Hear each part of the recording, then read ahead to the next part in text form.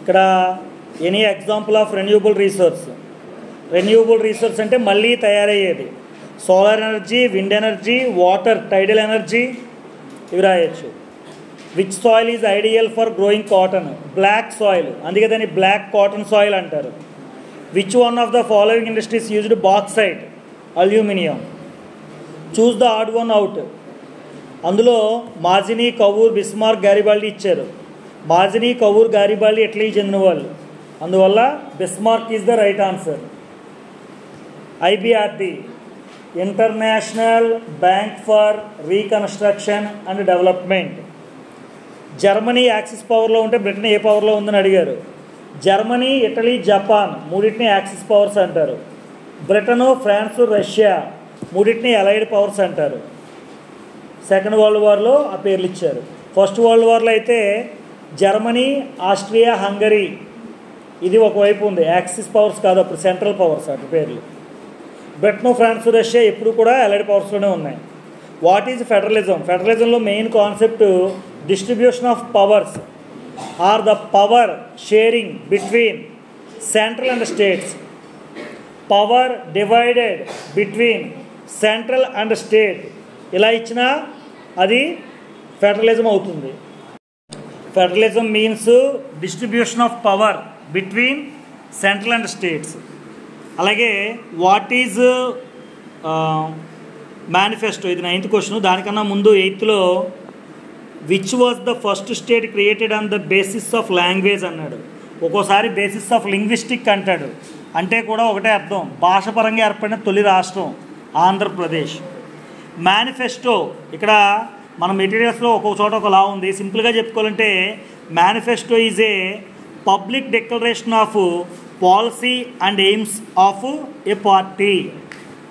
Policies and AIIMS of A political party, that is called manifesto. వాళ్ళు మనకి పాంప్లెట్లు పంచిపెడతారు కదా ఎలక్షన్లో టైంలో, అవే మేనిఫెస్టో. అలాగే ఇక్కడ ఇచ్చిన మ్యాటర్ని బార్గ్రాఫ్లో చూపించిన 1 మార్క్కి ఇచ్చారు కాబట్టి దీన్ని సింపుల్గా ఈ బార్గ్రాఫ్లో కనిపించేది ఏంటి? Primary sector 44%, secondary sector 25%, tertiary sector 31%. అది మనం బార్గ్రాఫ్లో చూపిస్తే ఇలా సింపుల్గా ఉంటుంది. అంటే ఇక్కడ 3 రంగుల్లో ఇచ్చారు, మనం మామూలుగా రంగులు కాకుండా సింపుల్గా వేసేస్తాం. ఇక 12th క్వశ్చన్లో ఈస్టర్న్ మోస్ట్ కంట్రీ ఏది అన్నారు. ఈస్టర్న్ మోస్ట్, ఈస్ట్ వైపు చివరిగా ఉన్న కంట్రీ ఇచ్చిన దాంట్లో చైనా ఈస్ట్ మోస్ట్. సో ఒకటే చైనా, జస్ట్ అయిపోయింది. సెక్షన్ 2లో 2 మార్క్స్ క్వశ్చన్స్ ఉన్నాయి. ఇంపార్టెన్స్ ఆఫ్ మ్యానుఫ్యాక్చరింగ్ ఇండస్ట్రీస్ అన్నాడు. క్వశ్చన్లోనే ఆన్సర్ ఉంది. Manufacturing industries are more important అనేది ఒక పాయింట్ రాసుకోండి. మ్యానుఫ్యాక్చరింగ్ అంటే ఏంటి అనేది రాయాలి. మ్యానుఫ్యాక్చరింగ్ అంటే production of goods in large quantities, processing from రా materials to more valuable products. అంటే రా మెటీరియల్స్ని యూజ్ చేసుకొని ప్రాసెస్ చేసి దాని ద్వారా కొత్తగా వాల్యుబుల్ ప్రొడక్ట్స్ని తయారు చేయడమే మ్యానుఫ్యాక్చరింగ్. ఇక్కడ మ్యానుఫ్యాక్చరింగ్ అంటే అగ్రికల్చర్ బేస్డ్ ఇండస్ట్రీస్ కూడా ఉంటాయి, మినరల్ బేస్డ్ ఇండస్ట్రీస్ కూడా ఉంటాయి, గుర్తుపెట్టుకోండి. కానీ ఇక్కడ 2 మార్క్స్కి అడిగాడు, ఇంపార్టెన్స్ అడిగాడు కాబట్టి ఇక్కడ 4 ఇంపార్టెన్స్ పాయింట్స్ ఇచ్చారు, అందులో ఏవైనా 2 రాయొచ్చు. Manufacturing sector support the modernisation of agriculture, ఒక పాయింట్ అయిపోయింది. ఇట్ క్రియేట్ ఎంప్లాయ్మెంట్ ఆపర్చునిటీస్, 2వ పాయింట్ అయిపోయింది. It create employment opportunities in secondary and territory sectors, 3వ పాయింట్ అయిపోయింది. It can eradicate poverty, it can reduce the inequalities between regions, అయిపోయింది. ఏవైనా 2 పాయింట్లు అందులో మంచివి. అలాగే what are the means of transportation and communication called the life line of national economy అన్నారు. National ఎకానమీకి సంబంధించి లైఫ్ లైన్స్గా ట్రాన్స్పోర్టేషన్, కమ్యూనికేషన్ ఎందుకు పిలుస్తారంటే with the help of communication and transportation the distances between countries reduce.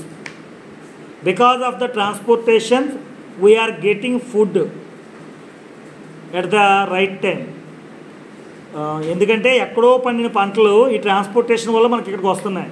Even మన రాజమండ్రి తీసుకున్నా ఇక్కడికి ఉల్లిపాయలు ఎక్కడో మహారాష్ట్ర నుంచి వస్తూ ఉంటాయి, ఎర్లీ మార్నింగ్ లారీలు దిగుతూ ఉంటాయి. సో ఆ ట్రాన్స్పోర్టేషన్ ఉండబట్టే అక్కడికి ఉల్లిపాయలు మార్కెట్కి వస్తున్నాయి, అక్కడి నుంచి మనకు వస్తున్నాయి. సో ఇక్కడ మనం అడిగేది ఏవైనా 2 పాయింట్లు మెయిన్గా రాయాలి. ఇక్కడ ఏం రాయొచ్చు? They help in trade and commerce, they help in easy movement of goods and material, they help in increasing cooperation and association between countries.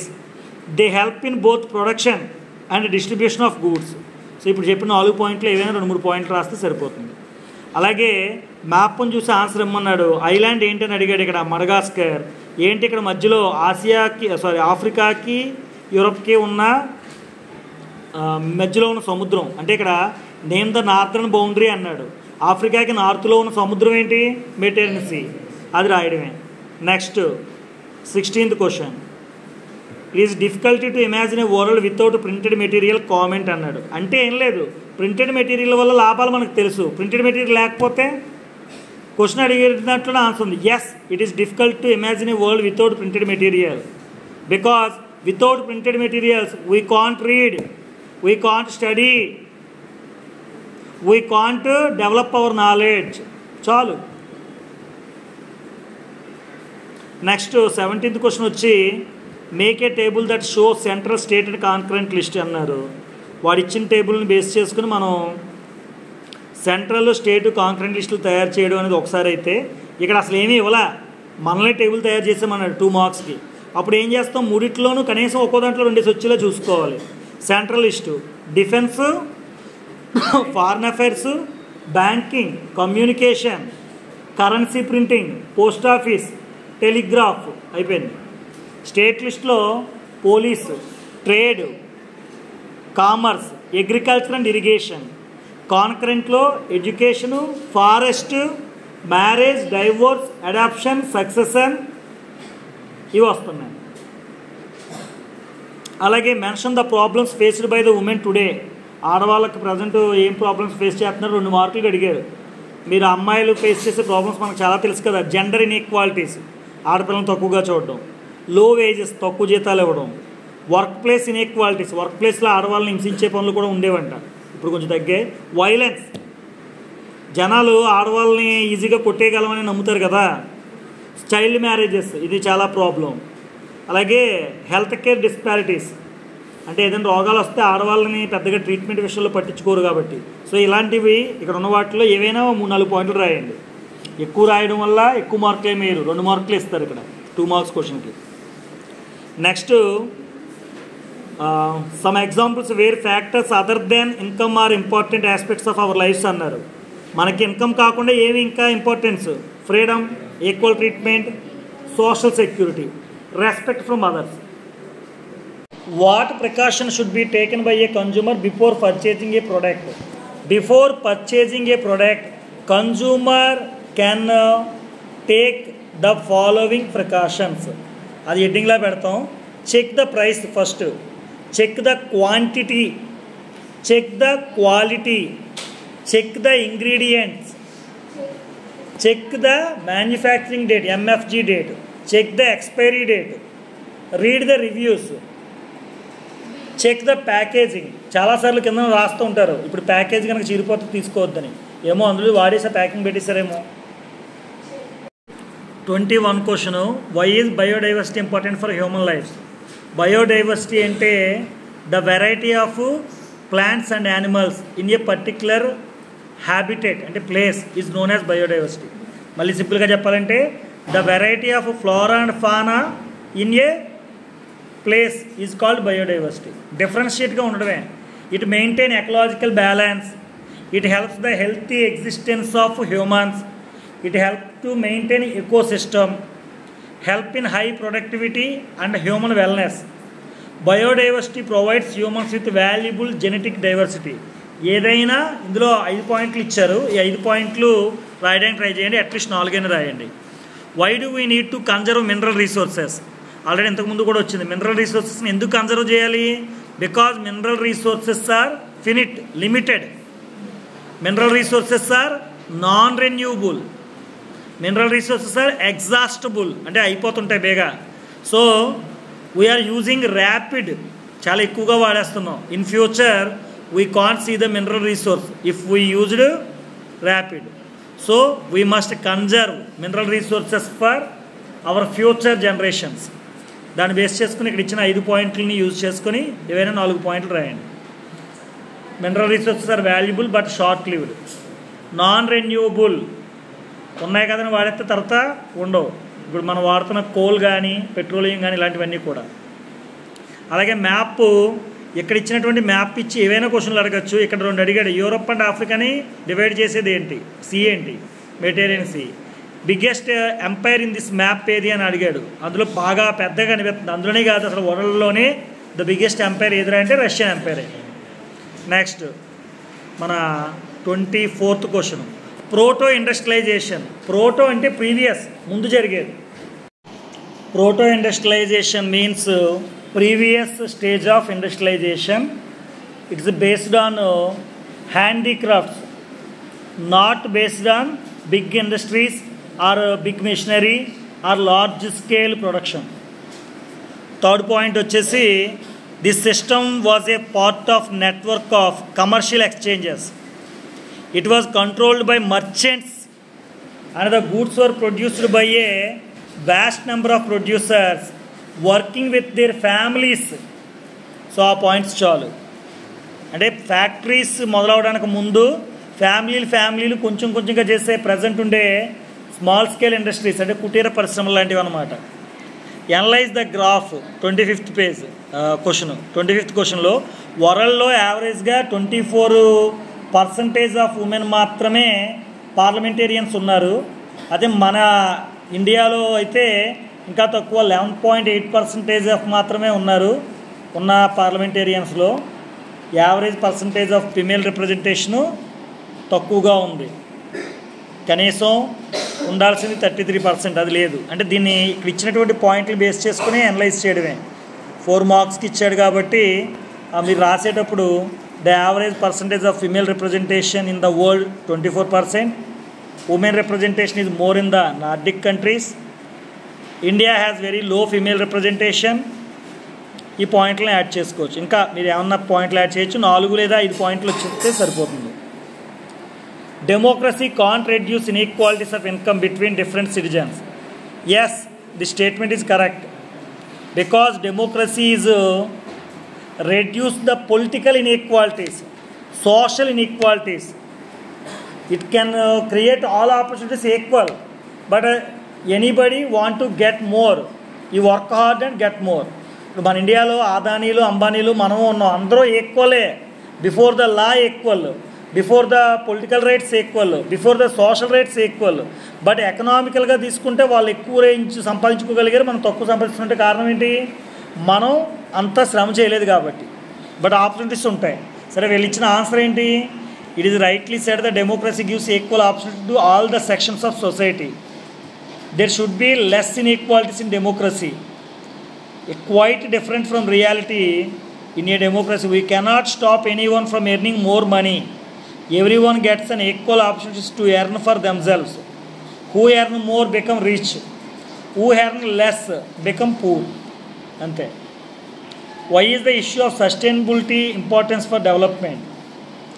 Sustainable development means using natural resources in a fairy manner. అంటే మనం present అవసరాలు వాడుకోవడంతో పాటు present future జనరేషన్ల కోసం కూడా ఉంచగలగాలి. అంటే conservation of resources, అదే sustainable development.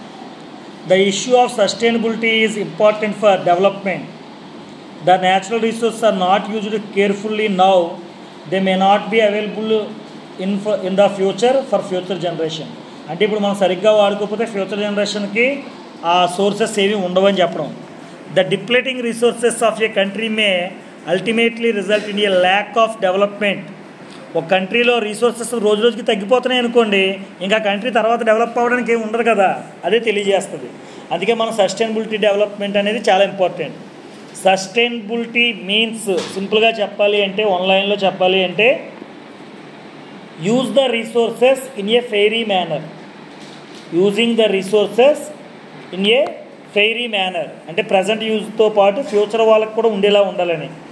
So next, mention a few factors which cause exploitation of consumers అన్నారు. కన్జ్యూమర్స్ని ఎక్స్ప్లాయిట్ చేసేవి అంటే మోసం చేయడం, దోపిడీ చేయడం చేసే కొన్ని ఫ్యాక్టర్స్ ఏంటంటే, first one false information, second one unfair trade practices, third one using faulty weights or scales, fourth one selling adulterated or defective goods, fifth one lack of awareness among consumers, అంటే కన్జ్యూమర్స్కి సరైన అవగాహన లేకపోవడం. So ఇలా ఈ 5 పాయింట్లు మనం రాయాల్సి ఉంటుంది. ఇంకా రాంగ్ స్కేల్స్, వెయింగ్ స్కేల్స్ వల్ల మనం ఇప్పుడు దాక్షపల్లి లాంటి 1 kg బయట షాపుల దగ్గర కాకుండా రోడ్డు మీద కొంటే అది ఇంటికి వెళ్ళాక మనం చూస్తే 750 grams ఉంటాయి, అంటే ఆడు మనల్ని ఎక్స్ప్లాయిట్ చేసాడని అర్థం. సెక్షన్ 4 8 మార్క్స్ క్వశ్చన్స్ 5 రాయాలి, 40 మార్కులు. మెయిన్ ఇంపార్టెంట్ ఇదే. 29A explain the importance of water resources. Water resources importance రాయమన్నారు. Water resource is more important in our daily life. Water resources are called as life on the earth. Without water resources we can't live on the earth. ఎందుకంటే ఇవన్నీ కూడా essential for life. దేనికి వాడుతున్నాం మనం వాటర్ని? Drinking, bathing, washing, irrigation, industrial purpose, cleaning, showering, cooking. ఆ పాయింట్లన్నీ ఒకదాని కింద ఒకటి రాయండి, కొంచెం ఇన్ఫర్మేషన్ ఎక్కువగా ఉన్నట్టు ఉంటుంది అప్పుడు. సో ఇది కాకుండా ఇంకా maintenance ecological balance. Water is importance for maintenance ecological balance. Socio economic development. Water is important for nations socio economic development. It sustain life. It is necessary for respiration in aquatic organisms. అంటే aquatic అంటే జలచరాలు, చేపలు ఇలాంటివన్నీ ఉంటాయి కదా, వాటికి బతకాలన్నా కూడా అది కావాలి. It is essential for photosynthesis, తెలుగులో కిరణజన్య సంయోక్రియ అంటారు. ఇది జనరేట్ హైడ్రో ఎలక్ట్రిసిటీ. ఇంతే కాకుండా ఇంకా రాయొచ్చు ఏంటంటే water resources can develop eco tourism, can develop water sports, navigation. Resource water resources can give navigation. ఇవి కూడా రాయొచ్చు. నెక్స్ట్ క్వశ్చన్ వచ్చి geographical conditions required for the growth of rice అని అడిగారు. Rice is important food in India. Rice is the staple food crop in India. India producing rice in the world with second place after China. అంటే China తర్వాత 2వ place మందే. Rice is a kharif crop and also grown in Rabi season also. Rice requires above 25 degrees Celsius temperature. Rice requires annual rainfall above 100 centimeters. Rice is grown in the northern plains. Rice is grown in the northeastern parts. Rice is grown in the coastal and delta regions. Example, మన south India, మన ఆంధ్రప్రదేశ్ని south Indian granary అంటారు. ఆ point కూడా add చేయొచ్చు. Rice పెరగాలి అంటే, rice పంట పండాలంటే ఏం కావాలో మీరు ఇక్కడ 6 పాయింట్లతో పాటు నేను ఇప్పుడు చెప్పినట్టుగా రాస్తే 8 పాయింట్లు అయిపోతాయి. 8 మార్క్స్ ఈజీగా వస్తుంది. Next read the paragraph and comment on it అన్నాడు. సో ఎప్పుడు కూడా పారాగ్రాఫ్ను జాగ్రత్తగా చదువుకుని దాన్ని కామెంట్ చేస్తున్నప్పుడు మై కామెంట్ అనే ఒక పదం పెట్టడం మర్చిపోకండి. పారాగ్రాఫ్లో ఉన్నదాన్ని పాయింట్ రూపంలో రాయడం ఇంపార్టెంట్.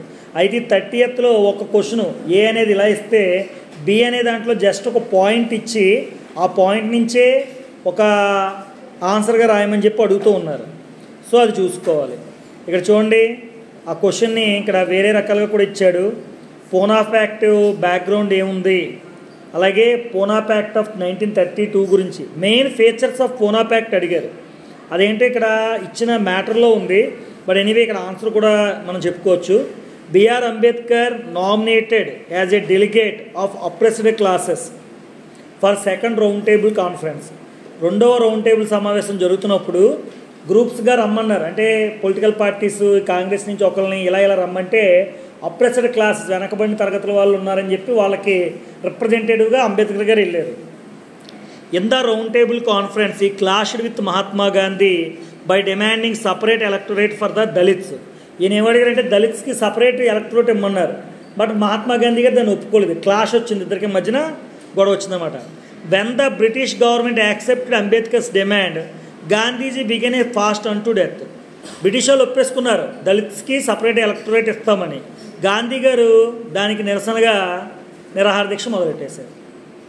సో తర్వాత గాంధీజీ ఏమనుకుంటున్నాడు, దళిత్స్ కనుక సపరేట్ ఎలక్టరేట్ ఇస్తే స్లో అయిపోతుంది మనకి, వాళ్ళ ఇంటిగ్రేషన్ అవడం అంటే సొసైటీలో కలవడం స్లో అయిపోతుంది అనుకున్నారు. దానివల్ల ఆయన ఈ నిరాహార దీక్ష చేశాడు. ఇక్కడ ఇచ్చిన పాయింట్ చూడండి. Gandhiji believed that separate electorates for Dalits would slow down the process of their ఇంటిగ్రేషన్ ఇన్ టు సొసైటీ. సో అప్పుడు ఏమైంది, గాంధీకిని అంబేద్కర్కి మధ్యన ఒక ప్యాక్ట్ జరిగింది, అదే Poona pact. So resolve that Poona pact of September 1932. It gave the depressed classes as scheduled castes present day reserved seats in provincial and central legislative councils, but they are to be voted in by the general electorate. అంటే దీనివల్ల ఏమైంది, మనకి ఎమ్మెల్యేల్లో కానీ లేదా లోక్సభ ఎంపీల్లో కానీ రాజ్యసభ ఎంపీల్లో కానీ కొన్ని సీట్స్ని ఈ షెడ్యూల్డ్ క్యాస్ట్కి రిజర్వ్ చేశారు. బట్ వాళ్ళు మామూలుగా ఎలక్షన్లో మిగతా వాళ్ళు కానీ కామన్గా పాల్గొంటారు. కానీ ఆ ప్లేస్లో కంపల్సరీ నెగ్గే వ్యక్తి ఎవరై ఉండాలంటే వీళ్ళే నిలబడాలి, ఈ షెడ్యూల్డ్ క్యాస్ట్ వాళ్ళే. అంటే ఆ ఉపాయం చేశారన్నమాట. ఇది గాంధీజీకి అంబేద్కర్కి మధ్యన జరిగిన ఒప్పందం. నెక్స్ట్ వన్ అంటే ఇక్కడ ఒకటే క్వశ్చన్ని 3 రకాలుగా ఇచ్చారు. అలాగే తర్వాత రెండో క్వశ్చన్ వచ్చి some people in 18th century Europe think that print culture would bring enlightenment comment అన్నారు. అంటే ప్రింట్ కల్చర్ వల్ల ఎన్లైటన్మెంట్ అంటే ప్రకాశవంతంగా తయారయ్యారు మనుషులు అని. కొంతమంది ఏమన్నారు, ఎండ్ ఆఫ్ డిస్పోటిజం అన్నారు. అంటే నిరంకుశత్వాన్ని నిర్మూలించారు. ఎప్పుడైతే ప్రింటెడ్ బుక్స్ వచ్చాయో మనకు దానివల్ల చాలా బెనిఫిట్స్ ఉన్నాయి. మనకి print culture and medieval world ఏదో ఉంది కదా lesson, modern world, print culture and modern world. ఆ లెసన్లో 4 క్వశ్చన్స్ ఇంపార్టెంట్, 4 మార్క్స్ 8 మార్క్స్వి. అవి ఒకసారి చూడండి. ప్రింటెడ్ బుక్స్ వల్ల లాభాలు ఏంటి main? Because of the printed books everybody can get knowledge, everybody get information. Novels, story books, information books, even the epic books like Ramayana, Mahabharata, Bible, Quran, anything can we read when only they were printed. So దాన్ని base చేసుకుని ఇక్కడ answer ఇచ్చారు. మీరు ఒకసారి answer చూడండి. ఇక్కడ ఇచ్చినటువంటి 7 points కూడా దీన్ని కొంచెం తగ్గించుకొని రాసుకోవచ్చు. It is easy and cheap availability, the literacy rate will be develop, the clergy and monarchs feared that enlightenment that a vast reading public would gain, reforms like Martin Luther welcomed the change. ఆ టైంలో Martin Luther అనే ఆయన పుస్తకాలు చదివి బైబిల్లో వేరేగా ఉంది, ఇలా ఎవరైతే క్లర్జీలు అంటే చర్చ్ అధికారులు వాళ్ళందరూ కూడా తప్పు చెప్తున్నారు, పాప పరిహార పత్రాలు అలాంటివి అమ్మేసేవారు, ఇవన్నీ తప్పు అని చెప్పాడు ఈయన. సో మళ్ళీ ప్రజల్లో చేంజెస్ వస్తాయని వీళ్ళు భయపడ్డారు. People become rebellious, people will ask the clergy questionings, ఇలాంటివన్నీ వస్తాయని వాళ్ళు భయపడ్డారు అన్నమాట. They felt that it would mark an end to the blind adherence to the ruler's ideology. అంతకుముందు ఏం చెప్పేవారు, రూలర్ ఏం చెప్తే అది నేను నీ బానిస అన్నట్టు బ్లైండ్గా వెళ్ళిపోయేవారు. ఇప్పుడు రాజుగారు రే నదిలో దూకే అంటే దూకేయడమే బ్లైండ్గా. కానీ ఇక్కడ ఏమవుతుంది, ఇప్పుడు అడగడం మొదలెడతారు, ఎందుకు దూకాలి, you are as equal to me, I'm also equal to you, why should I obey your rules, ఇలాంటివి వస్తాయి, ప్రశ్నించడం మొదలు పెడతారు. అలాగే the print medium allowed the ideals of freedom, equality and brotherhood. అంటే ఈ ప్రింట్ మీడియా వల్ల ఏమైంది, అందరికీ ఫ్రీడమ్ అన్నా, ఈక్వాలిటీ అన్నా, సమానత్వం, సోదరభావం, బ్రదర్హుడ్ అంటారు సోదరభావం, ఇలాంటి ఐడియాలు పెరిగాయి. సో అటువంటిప్పుడు మనం అందరం ఈక్వల్ అనుకున్నప్పుడు ఎవరు మనం మరొకరు లొంగి ఉండం కదా. సో ఐడియాలజీ డెవలప్ అవ్వడం వల్ల వాళ్ళు భయపడ్డారు, ఎవరైతే జనాల్ని మోసం చేసేవాళ్ళు. who were exploit the common people are afraid of the printed books. ఈ పాయింట్ గుర్తుపెట్టుకోండి. who were exploit the common people are afraid of printed books. అంటే ప్రింటెడ్ బుక్స్ వస్తే ఇన్ని రకాలు ఉంటాయని. the power of reason that the public gain initiated social reform and brought an end to despotism. ఇప్పుడు ఈ books అన్ని చదవడం వల్ల వాళ్ళ నాలెడ్జ్ పెరిగిపోయింది, ఐడియాలజీ మారింది. ఆ ఐడియాలజీ మారడంతో పాటు సేమ్ థాట్స్ ఉన్న వాళ్ళందరూ ఒక చోట గ్యాదర్ అవ్వడం, మీటింగ్స్ పెట్టుకోవడం, ఈ బుక్స్ని చదువుకోవడం, దాంతో వాళ్ళు ఏం చేస్తారంటే డిస్పోటిజం, నిరంకుశత్వానికి వ్యతిరేకంగా ఉద్యమాలు చేయడం మొదలుపెట్టారు, మూమెంట్స్ చేశారు, రిఫార్మ్స్ కోరుకున్నారు, కొత్తగా మాకు సంస్కరణలు కావాలి. ఎగ్జాంపుల్కి మనం ఫ్రెంచ్ రెవల్యూషన్లో చూసాం. ఫ్రెంచ్ రెవల్యూషన్లో ఈ రూసో, వాల్టేర్ లాంటి వాళ్ళు రాసిన పుస్తకాలను చదివి జనాల్లో ఈక్వాలిటీ, లిబర్టీ, ఫ్రెటర్నిటీ ఇలాంటి ఐడియాలు డెవలప్ అయ్యాయి. రాజుకి వ్యతిరేకంగా ఉండడం మొదలుపెట్టారు. ఎందుకు ట్యాక్స్లు కట్టాలి అంటే అన్నీ కూడా వచ్చాయి కదా, 9th క్లాస్లో చదివాం మనం. సో ఇక్కడ మెయిన్ ఏంటంటే మీరు ప్రింటికల్చర్ లెసన్ మాత్రం బాగా చూసుకోవాలి, 8 మార్క్స్ ఈజీగా అందులోంచి వస్తుంది. అలాగే పవర్ షేరింగ్ మనం ముందు మోడల్ పేపర్స్లో చెప్పాం పవర్ షేరింగ్ గురించి, అదే క్వశ్చన్ ఇక్కడ మళ్ళీ ఇచ్చాడు. మనం సబ్ హెడింగ్స్ పెట్టుకోవచ్చు ఇందులో, horizontal division of power, vertical division of power, community government ఇలాంటివి. Power sharing among political parties, pressure groups and movements, ఇవి సబ్ హెడింగ్స్ పెట్టుకుంటే ఇక్కడ పాయింట్స్ యాడ్ చేసుకోవాలి. అలాగే కోయిలేషన్ గవర్నమెంట్స్ కూడా ఉన్నాయి ఇప్పుడు, అంటే 2 or more parties jointly forming the government, దాన్ని కోయిలేషన్ గవర్నమెంట్ అంటారు. అలాగే what are the various challenges faced by political parties అడిగాడు. ఇక్కడ సబ్ హెడింగ్స్ చూడండి, lack of internal democracy, challenges of dynastic succession, money and muscle power, no meaningful choice for the people. ఇవి 4 sub headings కింద మళ్ళీ మనకు పాయింట్లు వచ్చాయి. Lakh of internal democracy అంటే వాళ్ళకి అంతర్గతంగా ప్రజాస్వామ్యం ఉండటం లేదు. పొలిటికల్ పార్టీ లోపల వాళ్ళు డెమోక్రటిక్గా నిర్ణయాలు తీసుకోవాలంటే అధికారి ఎవడో ఉంటాడు, పెద్దడు, ఆడి చెప్పినట్టే వినాల్సి వస్తుంది. Concentration of power in 1 or few leaders at the top, only కొంతమంది చేతుల్లోనే పవర్ ఉండిపోతుంది. They don't have the mean or the connections needed to influence the decision. వాళ్ళు మిగతా వాళ్ళని అడిగి డెసిషన్ తీసుకోవట్లేదు, వాళ్ళు డెసిషన్ తీసుకుని మిగతా వాళ్ళ చేత ఒప్పించేస్తున్నారు. Challenges of dynastic succession, the top positions are always controlled by members of 1 family. ఏదో 1-2 ఫ్యామిలీలు ఉండి వాళ్ళ చేతుల్లోనే అధికారం ఉంటుంది ఎప్పుడూని, అంటే అప్పుడు అది డెమోక్రసీ అనకూడదు కదా, అదే ఇక్కడ చెప్పారనమాట. People who don't have adequate experience or popular support come to or occupy position of power. This is not good for democracy. కొంతమందికి అసలు ఎక్స్పీరియన్స్ ఉండదు, ప్రజల సపోర్ట్ కూడా ఉండదు, కానీ వాళ్ళు వచ్చి పొజిషన్లోకి వచ్చేస్తారు. ఎందువల్ల అంటే పార్టీ నేత నిర్ణయం తీసుకున్నారని చెప్పి అతను నెగ్గించేస్తారు ఆ పార్టీలో వాళ్ళందరూ. ఇది రియల్ డెమోక్రసీ కాదు. మనీ అండ్ మజిల్ పవర్ అంటే who are spreading more money, who are having more muscle power like rowdies etcetera, they are gaining power, so it is not good for democracy. No meaningful choice for the people are left with no choice because all parties have same ideology almost. అంటే అన్ని పార్టీలు కూడా ఒకే రకమైన ఐడియాలజీలు ఉండేవాళ్ళు ఉంటారు, అందులో ఉన్న వాళ్ళని ఎంపిక చేసుకోవాలి తప్ప మనం నాకు ఇలాంటి కావాలి అలాంటి కావాలంటే అక్కడ ఉన్న వాళ్ళలోనే ఎంపిక చేసుకోవాలి. ప్రజలు మనకి ఇప్పుడు east and west Godavari elections జరిగాయి అనుకుందాం, ఎమ్మెల్యే ఎలక్షన్స్, అందులో ఒక 7-8 మంది నిలబడితే అందులో వల్లే మనం ఎంపిక చేసుకోవాలి, అంతేగాని మనకు నచ్చిన వాళ్ళు తీసుకొచ్చి అందులో ఎలక్షన్లో నిలబడలేకపోతే మనం ఎంపిక చేసుకోలేం కదా. అలాగే అనలైజ్ ద గ్రాఫ్ అడిగారు. ఈ గ్రాఫ్స్ ఇచ్చినప్పుడు దీన్ని చూసుకొని పాయింట్స్ తయారు చేయగలగాలి. ఇక్కడ మెయిన్ ఏంటి, primary sector, secondary sector, tertiary sector, the share of the sectors in GDP in crores. ఇక్కడ మనకు మెయిన్గా అనలైజ్ చేస్తే లాస్ట్కి వచ్చేసరికి in the year 1973-74, in the year 2013-14, ఈ రెండింటికి కంపారిజన్ ఇచ్చాడు. The tertiary sector share in GDP is gradually increasing, it is the main conclusion point అనమాట. అలాగే in the year 73-74 the total GDP is above 5 lakhs crores to below 10 lakh crores. But in the year 2013-14 ఈలోకి వచ్చేసరికి the GDP is above 55 lakhs crores. So అది మెయిన్గా రాయాలి మనం. Conclusion ఏంటంటే tertiary sector share in GDP gradually increasing.